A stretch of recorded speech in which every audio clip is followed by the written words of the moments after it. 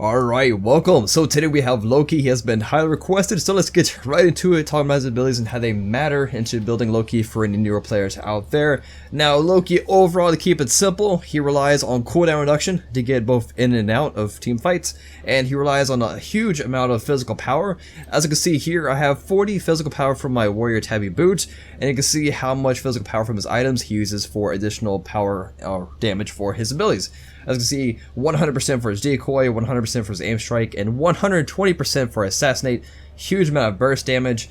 And yeah, so power, pen, cooldown reduction, those are the three main things. There is no real reason to build attack speed, no reason for lifesteal. He's just get in, get out, and just assassinate. He's also really good for split pushing, so you could probably more likely see him in the solo lane and just, just go straight for tower damage and phoenix damage in the end. So let's get right into it. Starting the build for Conquest. Now, from Conquest to other game modes, his build doesn't really change too much.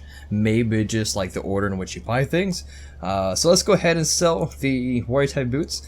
That was just for a demonstration. Now, for Conquest, Loki right now, majority of the time, you're probably going to see him in the solo lane, looking just to throw out his decoy and take just invade the jungle camps, whatever. But mostly solo lane. Sometimes you'll see him in the jungles. Now, for jungling, more than likely you probably want to go into Bumbas, mostly for you get your health back and you're better at splitting gold and things like that.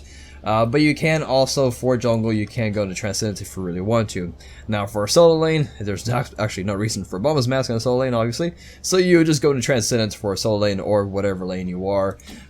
Just the reason because, like I mentioned before, he uses a huge amount of physical power for additional damage for his abilities. So if you're really depending on your decoy to clear waves, Transcendence is actually the best way to go. The mana, MP5, whatever, and a huge amount of physical power. So let's just go into that for now.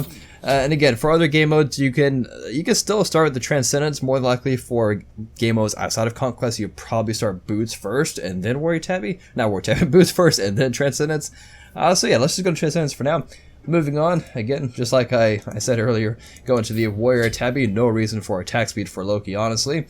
Now from here, again, the few points I mentioned earlier, you definitely want to have cooldown reduction in your build for Loki, because you really depend on your Vanish to get in and out, being really safe at split pushing, things like that. He just heavily depends on cooldown reduction because he is actually kind of an ability based assassin. So let's just go into the Jones Wrath for now. Reason being, power, mana to complement that cooldown reduction, and the 10-5 pen, not the greatest, but it definitely helps for just doing more, getting just closer to true damage, I guess you would say. Now from here, typically if you are going to go into full cooldown reduction, the next item you would go into is the Hydra's Lament. I haven't actually bought it in forever, so there it is, found it. So Hydra's Lament, what this does for you, it's fairly cheap. The 30 physical power is nothing too special, but you are getting that 15% extra cooldown reduction. So with this, with the 20, you have 35 cooldown reduction, which the cap is 40%, as close as you're going to get. And what this passive does, it allows you to do even more burst damage. It works perfectly with Loki. 8 seconds after using an ability, your next basic attack will do an additional 30% damage. That's quite a bit. So you vanish and then you do your aim strike or whatever. It's just better, just burst damage for Loki. It works so well with them.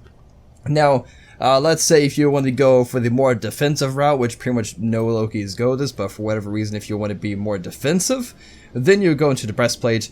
This will cap your cooldown reduction. You get the physical penetration or whatever. But most of the time, you're going to see Loki just building just all damage because you kind of need it. So let's go into Hydra's Limit for now.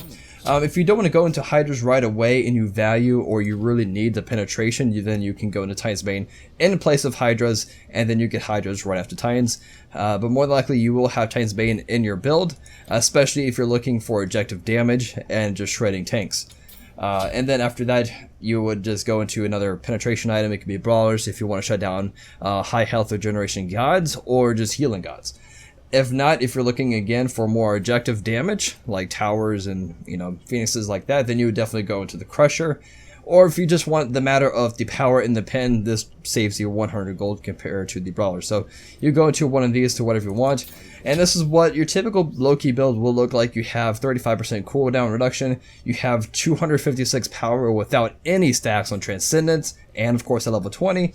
And then you have a lot of pen. You have 30 flat true penetration. And then you have 33% Titan's Bane physical penetration. So good mix of those two. Now again, to kind of recap on some other items that you can look to, you can go to Stun Cutting Sword. It's optional. If you don't feel like you need that much penetration, then you can go into 50 physical power, which is pretty big. Movement speed is a nice bonus stat, so faster rotations or whatever.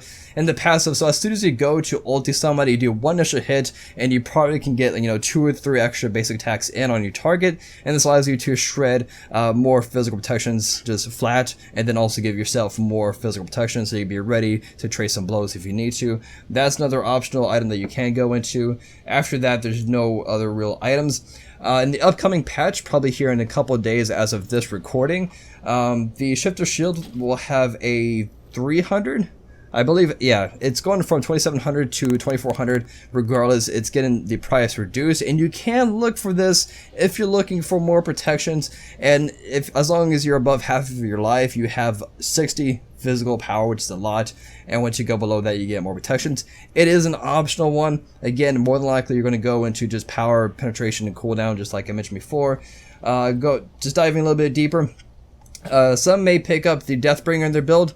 That's perfectly fine. If you're feeling lucky and you want to just roll some dice, then you can get some really good crit numbers with the Deathbringer as soon as your ultimate, and then you get some crits or whatever. And then of course you add this up with your passive bonus damage as long as you're tagging your target from behind. 20% more damage, so you can go into like a Deathbringer near the ending, or if you don't want Deathbringer, you can go into Mouse, whichever one you prefer. Those are some optional items. Backtrack into, if you want to go into some defensive items, there's only a few defensive items that you could pick up on Loki. Again, Breastplate of Valor, looking for that paired up with the Jotuns. You can go to Spear Robe, looking for both physical and magical protections, cooldown reduction, and then once you get hard CC, you have some damage mitigation. That's another option. Or if you're getting, because the Loki's biggest weakness is going against a team with a lot of crowd control effects, and then your life is just ruined. To help that out, you could go into Mage's Blessing as well, looking to just absorb a hard CC once every 70 seconds. So those are pretty much your only defensive options. If you need like heavy magical protection, then you would go into like Bulwark of Hope or whatever. But yeah, that pretty much wraps up. Again, let's just go back to your ballers. This is probably your most typical build for Loki. And again, relics, so you're definitely going to need some purification. And then your secondary one could be up to you. If you are solo lane in the conquest, then you probably would get teleport. That way you can just get your lane back faster than your opponent if they don't have it. Or you can go into a sprint looking just to sprint, go invisible, and there's shank somebody. So, or Sunder, that's another good burst relic to go into. And again, that's pretty much it. Let's just go ahead and have some fun and do some nice combos on this poor Odin bot. Only level 1. Look at those big old numbers. So that's pretty much it. And hopefully this gives you an idea of what to build for your Loki. And I'll see you guys next time. Peace.